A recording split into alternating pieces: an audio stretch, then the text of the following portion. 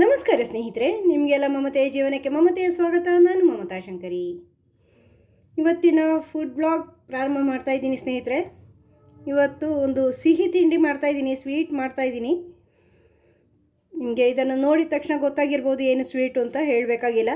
ಆದರೆ ಸ್ವೀಟ್ ಮಾಡೋದಕ್ಕೆ ಕಾರಣ ಹೇಳ್ತೀನಿ ನಾನು. ಇವತ್ತು ನನ್ನ ಮಗನ ಬರ್ತ್ಡೇ ಇವತ್ತು, ಅದರಿಂದ ಏನಾದರೂ ಒಂದು ಸ್ವೀಟ್ ಮಾಡೋಣ ಅಂತ ಯೋಚನೆ ಮಾಡ್ತಾಯಿದ್ದೀನಿ. ಅವನಿಗೆ ಇಷ್ಟದ ಸ್ವೀಟು. ಅವನ ಹತ್ರ ಕೇಳಿದೆ ಏನು ಬೇಕು ಅಂತ. ಕ್ಯಾರೆಟೇ ಮಾಡಮ್ಮ ಅಂತ ಅಂದ. ಕ್ಯಾರೆಟ್ ಹಲ್ವಾ ಮಾಡ್ತಾಯಿದ್ದೀನಿ. ನಿಮ್ಗೆ ಇದನ್ನು ನೋಡಿದ ತಕ್ಷಣ ಅಂದಾಜಾಗಿರುತ್ತೆ. ಕ್ಯಾರೆಟ್ ನೋಡಿದ ತಕ್ಷಣ ಕ್ಯಾರೆಟ್ ಹಲ್ವಾ ಅವನಿಗೆ ತುಂಬ ಇಷ್ಟ, ಅದಕ್ಕೆ ಮಾಡ್ತಾಯಿದ್ದೀನಿ. ನಾನು ಯಾವ ರೀತಿ ಮಾಡ್ತಾಯಿದ್ದೀನಿ ಅಂತ ರೆಸಿಪಿ ನಿಮಗೂ ತೋರಿಸ್ತೀನಿ. ನೀವು ಇದೇ ರೀತಿ ಮಾಡಿದರೆ ನಿಮಗೂ ಇಷ್ಟ ಆಗ್ಬೋದು ಅಂತ ನನಗನ್ಸುತ್ತೆ. ತುಂಬಾ ರುಚಿಯಾಗಿರುತ್ತೆ ಇದು. ನೋಡಿ ನಾನು ಯಾವ ರೀತಿ ಸ್ವಲ್ಪ ಸುಲಭ ರೀತಿಯಲ್ಲಿ ಮಾಡ್ತಾಯಿದ್ದೀನಿ. ಅಂದರೆ ಸುಲಭ ಅಂದರೆ ಬೇಯಿಸೋದು ಸ್ವಲ್ಪ ಸುಲಭ ಆಗುತ್ತೆ, ಆ ಥರ ನೋಡಿ. ಬರ್ತ್ಡೇ ಲೆಕ್ಕದಲ್ಲಿ ಒಂದು ಸ್ವೀಟ್ ಮಾಡೋಣ ಅಂತ.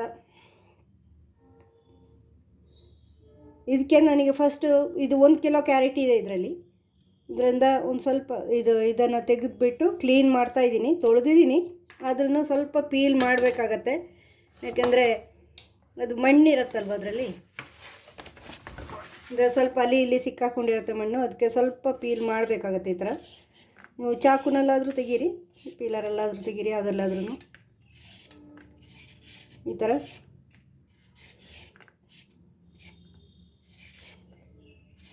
ಪೀಲ್ ಮಾಡ್ತಾಯಿದ್ದೀನಿ.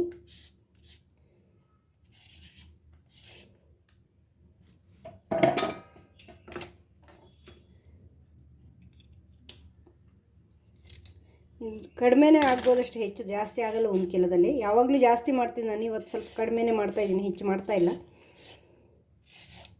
ಅವನಿಗೆ ತುಂಬ ಇಷ್ಟ ಮಗನಿಗೆ. ನಾನು ನನ್ನ ಮಕ್ಕಳ ಬಗ್ಗೆ ಹೇಳಬೇಕು ಅಂದರೆ, ನನಗೆ 2 ಮಕ್ಕಳು, 2 ದೊಡ್ಡವರಾಗಿದ್ದಾರೆ. ಚಿಕ್ಕ ಮಕ್ಕಳಲ್ಲ, ದೊಡ್ಡ ಮಕ್ಕಳೇ. ಮಗ ದೊಡ್ಡವನು, ಅವನು ಇಂಜಿನಿಯರಿಂಗ್ ಮುಗಿಸಿ ಜಾಬ್ ಮಾಡ್ತಾನೆ. 4 ವರ್ಷ ಆಯಿತು ಜಾಬ್ ಮಾಡೋದು. ದೊಡ್ಡವನು. ಮಗಳು ಈಗ ಇಂಜಿನಿಯರಿಂಗ್ ಸ್ಟೂಡೆಂಟ್, ಓದ್ತಾ ಇದ್ದಾಳೆ, 3rd ಇಯರಲ್ಲಿದ್ದಾಳೆ. 2 ದೊಡ್ಡವರೇ. ನಾವು ಬರ್ತ್ಡೇಗೆ ಏನು ವಿಶೇಷ ಸೆಲೆಬ್ರೇಷನ್ ಅಂತ ಮಾಡಲ್ಲ, ಮನೇಲೇ ಸ್ವೀಟ್ ಮಾಡೋದು ಜಾಸ್ತಿ. ಹೊರಗಿಂದ ತಂದು ಪಾರ್ಟಿ ಇಂಥದ್ದೆಲ್ಲ ಮಾಡಲ್ಲ ನಾವು, ಮೊದಲಿಂದಲೇ ಇಲ್ಲ ಅಭ್ಯಾಸ. ಚಿಕ್ಕವರಿದ್ದಾಗ ಹೊಸ ಬಟ್ಟೆ ತೆಗಿತಾಯಿದ್ದೆ, ಇಬ್ರಿಗೂ ಹೊಸ ಬಟ್ಟೆ ತೆಗಿತಾಯಿದ್ವಿ. ಅದರಿಂದ ಅದನ್ನು ಮತ್ತು ಸ್ಕೂಲ್ಗಳಿಗೆ ಹೋಗುವಾಗ ಸ್ಕೂಲ್ ಫ್ರೆಂಡ್ಸ್ಗಳಿಗೆ ಚಾಕ್ಲೇಟ್ ಕೊಡಿಸ್ತಾಯಿದ್ವಿ ಅಷ್ಟೇ. ಇಲ್ಲಾಂದರೆ ದೇವಸ್ಥಾನಕ್ಕೆ ಹೋಗೋದು, ಮನೆಯಲ್ಲಿ ಸ್ವೀಟು ಪಾಯಸನೋ ಏನಾರು ಮಾಡೋದು, ಹೀಗೆ ಮಾಡೋದು ಸೆಲೆಬ್ರೇಷನು. ನಾವು ಪಾರ್ಟಿ ಎಲ್ಲ ಮೊದಲಿಂದಲೇ ಮಾಡಲ್ಲ. ಈಗ ದೊಡ್ಡವರಾದಮೇಲೆ ಬಟ್ಟೆ ತೆಗಿಯೋದೆಲ್ಲ ಇಲ್ಲ. ಫ್ರೆಂಡ್ಸ್ ಜೊತೆ ಪಾರ್ಟಿ ಮಾಡ್ತಾರೆ ಕೆಲವು ಸರಿ, ಅಪರೂಪಕ್ಕೆ ಹೊರಗಡೆ ಹೋಗ್ತಾರೆ. ಪಾರ್ಟಿ ಅಂದರೆ ಹೊರಗಡೆ ಎಲ್ಲಾದರೂ ಟ್ರೀಟ್ ಕೊಡಿಸ್ತಾರೆ ಫ್ರೆಂಡ್ಸ್ಗಳಿಗೆ ಅಷ್ಟೇ. ಪಾರ್ಟಿ ಅಂತ ಏನು ಮಾಡಲ್ಲ, ಹೋಟೆಲ್ಗಳಲ್ಲಿ ಟ್ರೀಟ್ ಕೊಡಿಸ್ತಾರೆ. ದೊಡ್ಡವರಾದಮೇಲೆ ಕಾಲೇಜ್ ಬಂದಮೇಲೆ ಕಾಲೇಜ್ ಫ್ರೆಂಡ್ಸ್ಗಳ ಜೊತೆ ಅಷ್ಟೇ. ಅದರಿಂದ ಹೆಚ್ಚು ಏನು ವಿಶೇಷ ಪಾರ್ಟಿ ಅಂತ ಏನು ಮಾಡಲ್ಲ, ಮೊದಲಿಂದ ಇಲ್ಲ ನಮ್ಮಲ್ಲಿ. ಇದು ಅಭ್ಯಾಸನೇ ಇಲ್ಲ. ಮನೆಯಲ್ಲೇ ಸೆಲೆಬ್ರೇಟ್ ಮಾಡೋದು ಅಷ್ಟೇ. ದೇವಸ್ಥಾನಕ್ಕೆ ಹೋಗೋದು, ಸ್ವೀಟ್ ಮಾಡೋದು ಅಷ್ಟೇ. ಈ ಥರ ಎಲ್ಲ ಪೀಲ್ ಮಾಡಿ ತುರಿಬೇಕು, ತುರಿಮಣೆಯಲ್ಲಿ ತುರಿಬೇಕು. ಈ ಥರ ಎಲ್ಲ ಪೀಲ್ ಮಾಡಿ ಇಟ್ಟಿದ್ದೀನಿ ಸ್ನೇಹಿತರೆ.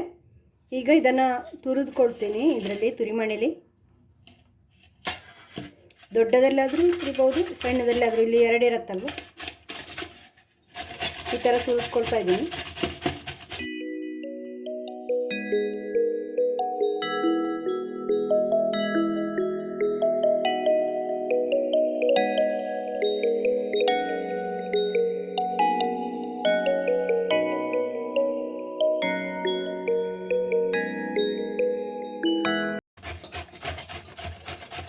ಪೂರ್ತಿ ತುರಿದ್ಬಿಟ್ಟು ತೋರಿಸ್ತೀನಿ ನೋಡಿ.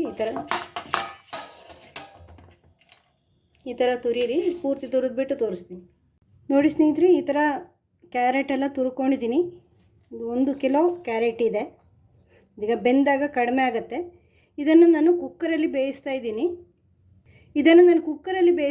ಸ್ನೇಹಿತರೆ. ಯಾಕೆಂದರೆ ಬಾಣಲೆಯಲ್ಲಿ ಹಾಗೆ ಕಾಯಿಸುವಾಗಲೇ ನೀವು ಬೇಯಿಸ್ಕೋಬೋದು, ಹಲ್ವಾ ಮಾಡುವಾಗಲೇ. ಆದರೆ ತುಂಬ ಟೈಮ್ ತಗೊಳತ್ತೆ ಬೇಯೋಕ್ಕೆ. ಅದಕ್ಕೋಸ್ಕರ ನಾನು ಕುಕ್ಕರಲ್ಲಿ ಬೇಯಿಸ್ಬಿಟ್ಟು ಆಮೇಲೆ ಹಲ್ವಾ ಮಾಡ್ತೀನಿ. ಅದಕ್ಕೆ ಕುಕ್ಕರ್ಗೆ ಹಾಕ್ತೀನಿ. ಕುಕ್ಕರ್ಗೆ ಹಾಕುವಾಗಲೇ ಅಳತೆ ಮಾಡ್ಕೊಂಡು ಹಾಕ್ತಾಯಿದ್ದೀನಿ. ನಾನು ಈ ಥರ ದೊಡ್ಡ ಕುಕ್ಕರಲ್ಲಿ ಡೈರೆಕ್ಟಾಗಿ ಕುಕ್ಕರಲ್ಲಿ ಬೇಯಿಸ್ತಾ ಇದ್ದೀನಿ. ಅಳತೆ ಮಾಡಿಕೊಂಡು, ಯಾಕೆಂದರೆ ಸಕ್ಕರೆ ಅಳತೆ ಮಾಡಬೇಕಲ್ವ ಆಮೇಲೆ, ಅದಕ್ಕೋಸ್ಕರ ಅಳತೆ ಮಾಡ್ತಾಯಿದ್ದೀನಿ. ನೋಡಿ ಈ ಕಪ್ಪಲ್ಲಿ ಹಿಂಗೆ ಅಳತೆ ಮಾಡ್ತಾಯಿದ್ದೀನಿ. 1 ಕಪ್ಪು ಈ ಥರ ಕುಕ್ಕರ್ಗೆ ಅಳತೆ ಮಾಡಿ ಮಾಡಿ ಹಾಕ್ತಾಯಿದ್ದೀನಿ.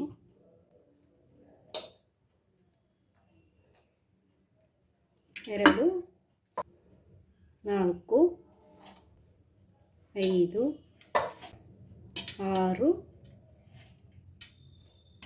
ಇದೊಂದು 7 ಕಪ್ ಹಾಕಿದ್ದೀನಿ. ಅಂದರೆ 7 ಕಪ್ ಇದೆ ಇದರಲ್ಲಿ. ಈಗ ಸಕ್ಕರೆ ಇದರ ಅರ್ಧ ಸಾಕು, 3.5 ಕಪ್ಪು ಸಾಕು. ಈಗ ಬೇಯುವಾಗ ಹಾಕ್ತಾಯಿಲ್ಲ ನಾನು, ಇದರಲ್ಲಿ ಹಾಕ್ತಾಯಿಲ್ಲ ಸಕ್ಕರೆ. ಇದನ್ನು ಬಿಟ್ಟು ಆಮೇಲೆ ಹಾಕೋದು ಕಾಯಿಸುವಾಗ. ಬರೀ ಕ್ಯಾರೆಟ್ ಬೇಯಿಸ್ತಾ ಇದ್ದೀನಿ. ಸ್ವಲ್ಪ ನೀರು ಹಾಕ್ತಾಯಿದ್ದೀನಿ, ಹೆಚ್ಚಿಲ್ಲ. ಅದು ಸ್ಟೀಮ್ ಬರೋದಕ್ಕೆ ಎಷ್ಟು ಬೇಕೋ ಅಷ್ಟೇ. ಹೆಚ್ಚು ಹಾಕಿದರೆ ನೀರು ಜಾಸ್ತಿ ಆಗುತ್ತೆ, ಆಮೇಲೆ ಕಾಯಿಸೋದು ಕಷ್ಟ ಆಗುತ್ತೆ. ಯಾಕಂದರೆ ಅದು ಕಡಿಮೆ ಆಗುತ್ತೆ, ಇದು ಕಡಿಮೆ ಆಗಿ ನೀರು ಜಾಸ್ತಿ ಆಗುತ್ತೆ, ಆಮೇಲೆ ಅದಕ್ಕೆ ಗ್ಯಾಸ್ ಜಾಸ್ತಿ ಬೇಕು ಕಾಯಿಸುವಾಗ. ಸ್ವಲ್ಪ ನೀರು ಹಾಕ್ಕೊಂಡು ಕುಕ್ಕರಲ್ಲಿ ಡೈರೆಕ್ಟಾಗಿ ಬೇಯಿಸ್ತೀನಿ. ಇದನ್ನು ಹೈ ಫ್ಲೇಮಲ್ಲಿ 1 ವಿಸಿಲ್ ಕೂಗಿಸಿ ಸಿಮ್ಮಿಗೆ ಹಾಕ್ತೀನಿ. ಒಂದು 5 ನಿಮಿಷ ಇಡ್ತೀನಿ ಅಷ್ಟೇ. ಅಷ್ಟರಲ್ಲಿ ಬೆಂದಿರುತ್ತೆ ಇದು. ತೋರಿಸ್ತೀನಿ ಆಮೇಲೆ. ನೋಡಿ ಸ್ನೇಹಿತರೆ, ಕುಕ್ಕರು ಬೇಯಿಸಿದ್ದು ಆಗಿದೆ. ಇದು ಕ್ಯಾರೆಟ್ ಬೆಂದಿದೆ ಚೆನ್ನಾಗಿ. ನೋಡಿ ಚೆನ್ನಾಗಿ ಬೆಂದಿದೆ. ಇಷ್ಟು ಬೆಂದಿದ್ರೆ ಚೆನ್ನಾಗಿರುತ್ತೆ. ನಿಮಗೆ ಬಾಣಲೆಯಲ್ಲಿ ಆದರೆ ತುಂಬ ಹೊತ್ತು ಬೇಕಾಗತ್ತೆ, ಕುಕ್ಕರಲ್ಲಿ ಸ್ವಲ್ಪ ಬೇಗ ಆಗುತ್ತೆ. ಇದನ್ನೆಲ್ಲ ಈಗ ಬಾಣಲೆಗೆ ಹಾಕ್ಕೊಳ್ಳೋಣ.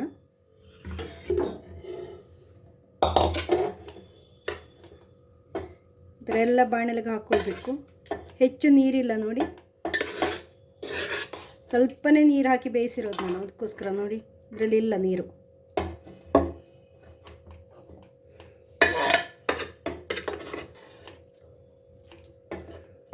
ಸಕ್ಕರೆ ಕರಗೋಕ್ಕೆ ಎಷ್ಟು ಬೇಕೋ ಅಷ್ಟೇ ಇದೆ. ಇನ್ನೀಗ ಇದಕ್ಕೆ ಸಕ್ಕರೆ ಹಾಕಿ ಬೇಯಿಸ್ಬೇಕಲ್ವ, ಸಕ್ಕರೆ ಹಾಕಿ ಕರಗಿಸ್ಬೇಕಲ್ವ, ಅಷ್ಟೇ ನೀರು. ಪೂರ್ತಿ ಹಾಕಿ ತೋರಿಸ್ತೀನಿ. ನೋಡಿ ಸ್ನೇಹಿತರೆ, ಹೆಚ್ಚು ನೀರಿಲ್ಲ, ಇಷ್ಟೇ ನೀರು. ನೋಡಿ ಇಷ್ಟೇ ನೀರು ಇರೋದು. ಇಷ್ಟು ನೀರು ಬೇಕು, ಯಾಕಂದರೆ ಈಗ ಸಕ್ಕರೆ ಹಾಕಿದಾಗ ಅದು ಕರಗಕ್ಕೆ ನೀರು ಬೇಕಲ್ವ, ಅಷ್ಟು ನೀರು ಬೇಕು. ಇಲ್ಲಾಂದರೆ ಆಮೇಲೆ ನೀರು ಹಾಕಬೇಕಾಗ್ಬೋದು. ಈಗ ಒಲೆಯಲ್ಲಿ ಇಟ್ಟು ಕಾಯಿಸೋಣ. ನೋಡಿ ಸ್ನೇಹಿತರೆ, ಇದು ಕಾಯಿಸೋಕ್ಕೆ ಇಟ್ಟಿದ್ದೀನಿ ಬಾಣಲೆಯಲ್ಲಿ. ಈಗ ಫಸ್ಟಿಗೆ ಸ್ವಲ್ಪ ಹೈ ಫ್ಲೇಮಲ್ಲಿ ಇಟ್ಕೋಬೋದು ನೀವು.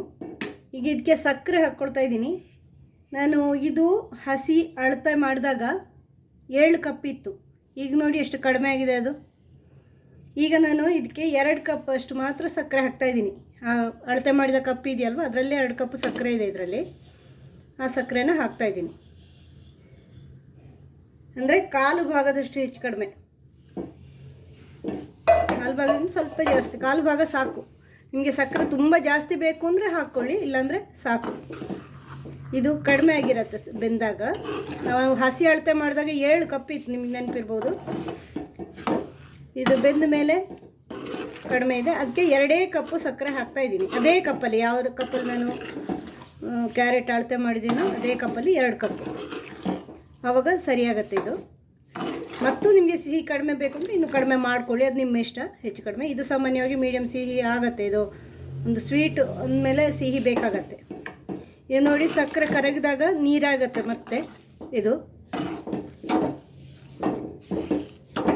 ನೀರು ಆರೋಷ್ಟು ಹೊತ್ತು ಬೇಯಿಸ್ಕೋಬೇಕು. ಆವಾಗ ಸಕ್ಕರೆ ಪಾಕ ಬರುತ್ತೆ. ಪಾಕ ಬಂದರೆ ರುಚಿಯಾಗತ್ತೆ, ಚೆನ್ನಾಗಿರುತ್ತೆ. ಸುಮ್ಮನೆ ಸಕ್ಕರೆ ಕರಗೋಷ್ಟೇ ಮಾಡಿದರೆ ಚೆನ್ನಾಗಿರಲ್ಲ. ಇದು ಕ್ಯಾರೆಟು ಅಷ್ಟೇ, ತುಂಬ ಬೆಂದಿರುತ್ತೆ. ತುಂಬ ಬೆಂದ್ರೇ ಚೆನ್ನಾಗಿರೋದು, ಕಡಿಮೆ ಬೆಂದರೆ ಅಷ್ಟು ಚೆನ್ನಾಗಿರಲ್ಲ. ಸ್ವಲ್ಪ ಹೊತ್ತು ಹೈ ಫ್ಲೇಮಲ್ಲಿ ನೀವು ಇಟ್ಕೋಬೋದು, ಯಾಕಂದರೆ ನೀರಿದೆಯಲ್ವ, ನೀರು ಆರೋವರೆಗೂ ನೀವು ಹೈ ಫ್ಲೇಮಲ್ಲಿ ಇಟ್ಕೋಬೋದು, ಏನಾಗಲ್ಲ. ಸ್ವಲ್ಪ ಹೊತ್ತು ಆದಮೇಲೆ ಸ್ವಲ್ಪ ತುಪ್ಪ ಹಾಕ್ಕೊಳ್ಳಿ.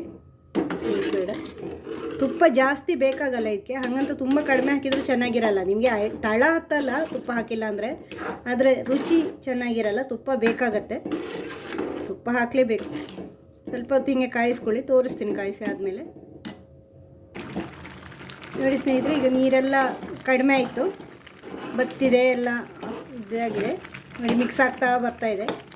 ಈಗ ನಾನೇನು ಮಾಡ್ತಾಯಿದ್ದೀನಿ ಅಂದರೆ, ಈಗೊಂದು ಅರ್ಧ ಕಪ್ಪು, ಇದರಲ್ಲಿ ಇದೇ ಕ್ಯಾರೆಟ್ ಅಳದ ಕಪ್ಪೇನೆ ಇದು, ಅರ್ಧ ಕಪ್ಪು ಕೆನೆ ಹಾಕ್ತಾಯಿದ್ದೀನಿ. ಕೆನೆ ಸ್ವಲ್ಪ ಹಾಲೂ ಇದೆ ಇದರಲ್ಲಿ. ಕೆನೆ ಜೊತೆಯಲ್ಲಿ ಕೆನೆ ಮತ್ತು ಹಾಲು. ಕೆನೆ ಇದ್ದರೆ ಬರೀ ಕೆನೆ ಹಾಕ್ಕೊಳ್ಳಿ, ನಾನು ಹಾಲು ಸಹಿತ ಹಾಕ್ತಾಯಿದ್ದೀನಿ.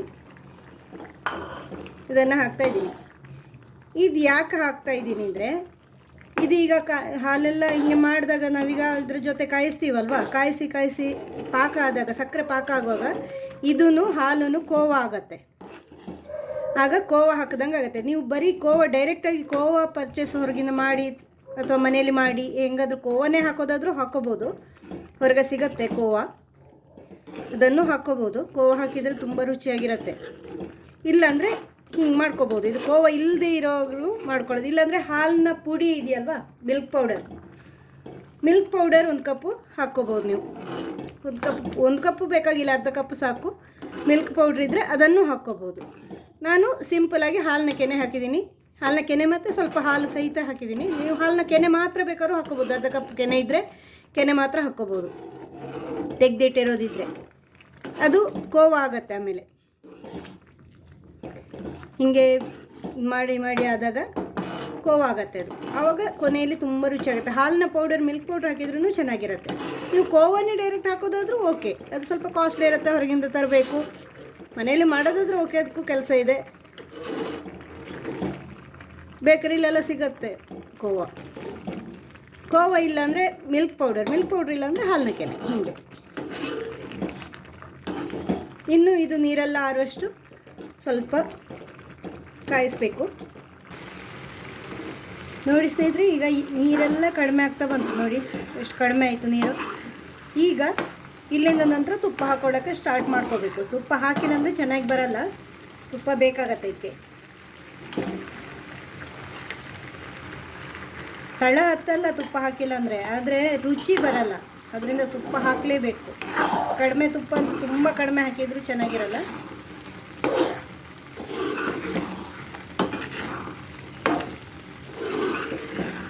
ಸ್ವಲ್ಪ ಆದರೂ ಹಾಕ್ಕೋಬೇಕು, ಒಂದು 4-5 ಚಮಚ ಅಥವಾ ಈಗ ಆ ಕಪ್ಪಲ್ಲಿ ನೀವು ಅಳತೆ ಮಾಡೋದಾದ್ರೆ ಒಂದು 1/4 ಕಪ್ಪು ತುಪ್ಪ ಬೇಕಾಗ್ಬೋದು ನನ್ನ ಅಂದಾಜು. ನಾವೀಗ ಇದನ್ನು ಕ್ಯಾರೆಟನ್ನೆಲ್ಲ ಅಳತೆ ಮಾಡಿದ್ದೀವಲ್ವ, ಆ ಕಪ್ಪಲ್ಲಿ ಒಂದು 1/4 ಕಪ್ಪು ತುಪ್ಪ. ಆರಿದ ತಕ್ಷಣ ಮತ್ತೆ ಹಾಕ್ಕೊಳ್ಳಿ. ಆ ಥರ ಹಾಕಿ ಕಾಯಿಸ್ಕೋಬೇಕು. ಆವಾಗಲೇ ರುಚಿ ಬರೋದು. ನೀರು ಆರೋವರೆಗೂ ಹಿಂಗೆ ತುಪ್ಪ ಹಾಕಿ ಕಾಯಿಸ್ಕೊಳ್ಳಿ. ನೀರು ಪೂರ್ತಿ ಆರಬೇಕು.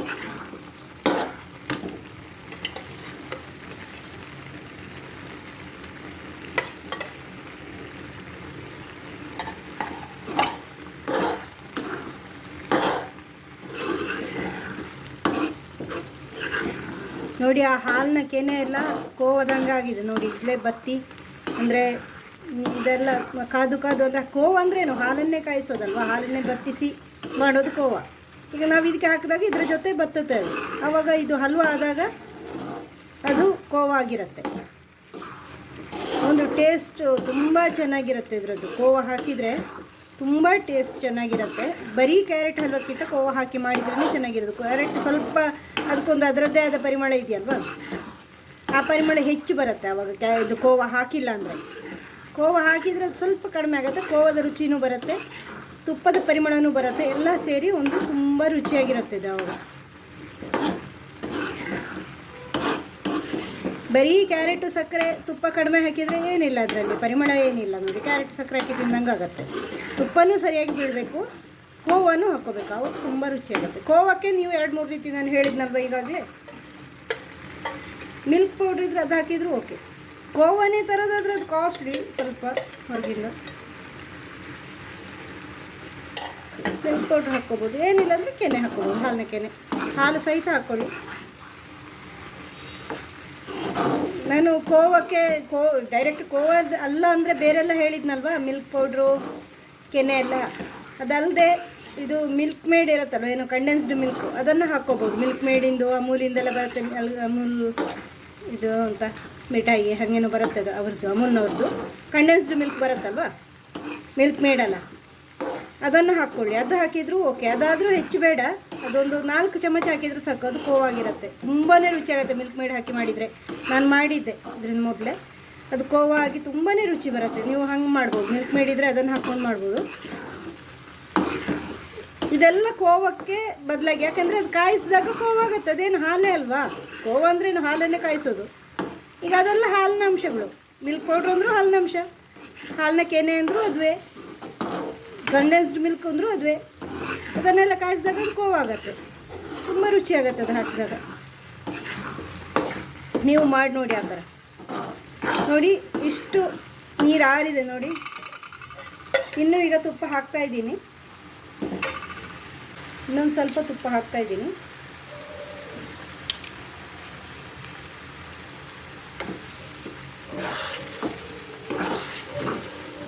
ನೋಡಿ ನೀರೆಲ್ಲ ಆಗ್ತಾ ಬಂತು.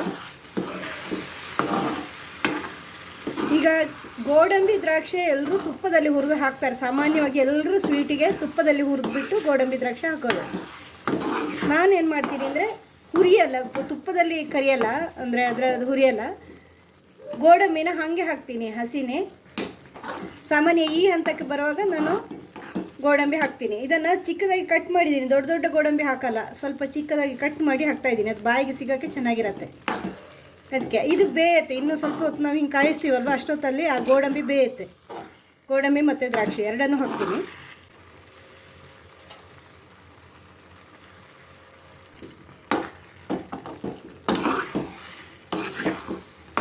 ಇದ್ರ ಜೊತೆ ದ್ರಾಕ್ಷಿನೂ ಹಾಕ್ತಾಯಿದ್ದೀನಿ. ಗೋಡಂಬಿನ ಕಟ್ ಮಾಡಿ ಹಾಕಿದ್ದೀನಿ ನಾನು. ಸ್ವಲ್ಪ ಹೊತ್ತು ಇದನ್ನು ಹಿಂಗೆ ಕಾಯಿಸಿದಾಗ ಅದಲ್ಲೇ ಬೇಯುತ್ತೆ. ಬೆಂದಾಗ ಅದೊಂದು ರುಚಿ ಬರುತ್ತೆ. ಹುರಿದು ಹಾಕೋದೊಂದು ರುಚಿ ಆದರೆ ಬೇಯಿಸಿ ತಿನ್ನೋದು ಇನ್ನೊಂದು ರುಚಿ. ನಾನು ಹುರಿದು ಹಾಕಲ್ಲ, ಈ ಥರ ಬೇಯಿಸಿ ಹಾಕ್ತೀನಿ. ಸಾಮಾನ್ಯವಾಗಿ ಎಲ್ಲರೂ ಹುರಿದು ಹಾಕೋದು ನೋಡಿದ್ದೀನಿ ನಾನು. ಎಲ್ಲ ಸ್ವೀಟ್ಗಳಿಗೂ ತುಪ್ಪದಲ್ಲಿ ಹುರಿದ್ಬಿಟ್ಟು ಹಾಕ್ತಾರೆ. ನಾನು ಬೇಯಿಸಿ ಹಾಕ್ತೀನಿ, ಈ ಥರ ಬೇಯಿಸ್ತೀನಿ. ಅಂದರೆ ಸ್ವಲ್ಪ ತೆಗೆಯೋದಕ್ಕಿಂತ ಮೊದಲೇ ಹಾಕಿದರೆ ಬೇಯುತ್ತೆ. ನೋಡಿ ತುಂಬಾ ರುಚಿಯಾಗಿ ಬರುತ್ತೆ. ನೋಡಿ ಇದು ಬೆಂದಿರೋದ್ರಿಂದ ಚೆನ್ನಾಗಿ ಕುಕ್ಕರಲ್ಲಿ ಇದು ಒಂದೇ ಮುದ್ದೆ ಆಗಿರುತ್ತೆ. ಇಲ್ಲಾಂದರೆ ಈ ಥರ ಬರಲ್ಲ ಮುದ್ದೆಯಾಗಿ. ಇದೀಗ ನೋಡಿ ಈಗ ಶೈನಿಂಗ್, ಇದು ಕೋವಾ ನಾನು ಹಾಲಿನ ಕೆನೆ ಹಾಕಿದ್ದಲ್ವ ಅದು, ಅದರ ರುಚಿನೇ ಬೇರೆ. ನೀವು ಮಾಡಿ ನೋಡಿ ಮನೇಲಿ, ಚೆನ್ನಾಗಿರುತ್ತೆ. ಹೆಚ್ಚು ಕಡಿಮೆ ಆಗ್ತಾ ಬಂತು ನೋಡಿ. ಈಗ ನಾನು ತುಪ್ಪ ಹಾಕೋದು ನಿಲ್ಲಿಸಿದೆ, ಸಾಕು. ಒಂದು ಸ್ವಲ್ಪ ಹಾಕ್ಕೋಬೋದು, ಹಾಕೋದಾದರೂ ಒಂದು ಚಮಚ ಹಾಕ್ಕೋಬೋದು. ಯಾಕಂದರೆ ಒಂದು ಸ್ವಲ್ಪ ಹೊತ್ತು ಕಾಯಿಸ್ತಾ ಇದ್ದೀನಿ ನಾನು, ಅದಕ್ಕೆ.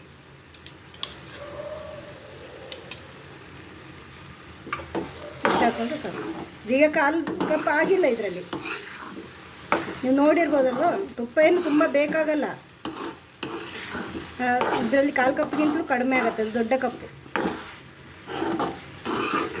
ನಾನು ಅಂದಾಜಿಗೆ ಹಾಕಿದ್ದೀನಿ, ಅಳತೆ ಮಾಡಿ ಹಾಕಿಲ್ಲ ತುಪ್ಪ.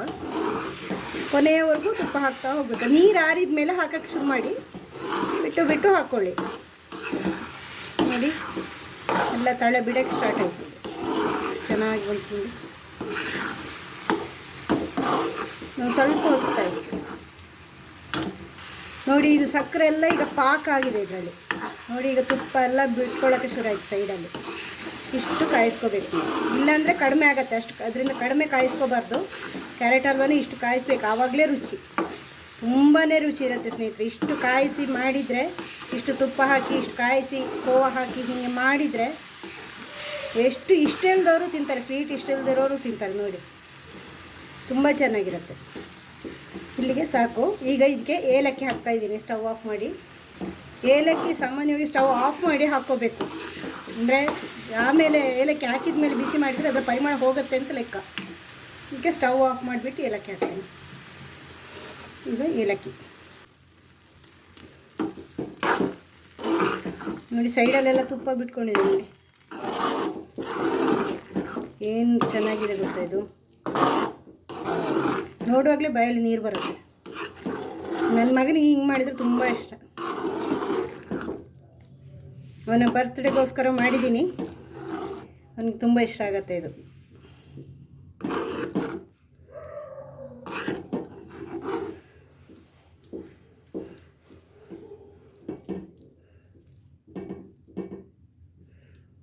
ನೀವು ಮಾಡಿ ನೋಡಿ ಸ್ನೇಹಿತರೆ, ತುಂಬ ಚೆನ್ನಾಗಿರುತ್ತೆ. ವಿಡಿಯೋ ಇಷ್ಟ ಆದರೆ ಲೈಕ್ ಮಾಡಿ, ಶೇರ್ ಮಾಡಿ, ಸಬ್ಸ್ಕ್ರೈಬ್ ಮಾಡಿ. ಮುಂದಿನ ವಿಡಿಯೋದೊಂದಿಗೆ ಭೇಟಿಯಾಗೋಣ. Thank you.